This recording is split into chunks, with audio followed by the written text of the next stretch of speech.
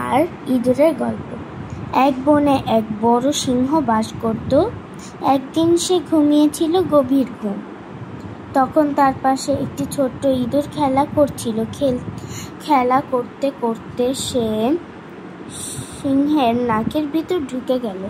সাথে সাথে সিংহের ঘুম ভেঙে গেল। সে খুব রেগে গেল। তারপর থাবা দিয়ে খপ করে ইঁদুরটাকে ধরে ফেলল।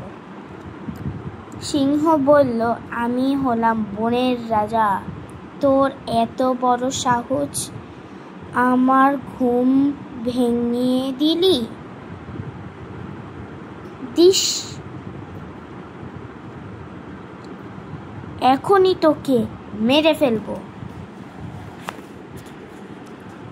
ইঁদুরটি ভয়ে কাঁপতে কাঁপতে বলল, মহারাজ, আমার ভুল হয়ে গেছে, আমি ছোট, আমাকে মারবেন না। একদিন আমি আপনার উপকারও করতে পারি। এই কথা শুনে সিংহটি হাসতে হাসতে বলল, তুই এত পুচকে জীব, তুই আমার কি উপকার করবি? এই বলে সে ইঁদুরটাকে ছেড়ে দিল।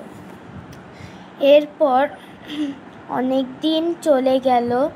একদিন ইঁদুরটি অনেক জোরে জোরে গর্জন শুনতে পেল। সে ভাবল, নিশ্চয়ই সিংহটা কোনো বিপদে পড়েছে। সে ছুটতে ছুটতে সেখানে গেল। গিয়ে দেখল সিংহটি একটা ফাঁদে আটকা পড়েছে।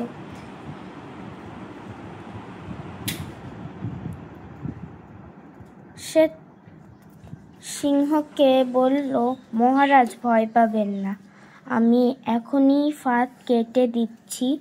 এই বলে সে ফাঁদের দড়িগুলো কুটকুট করে কেটে দিল।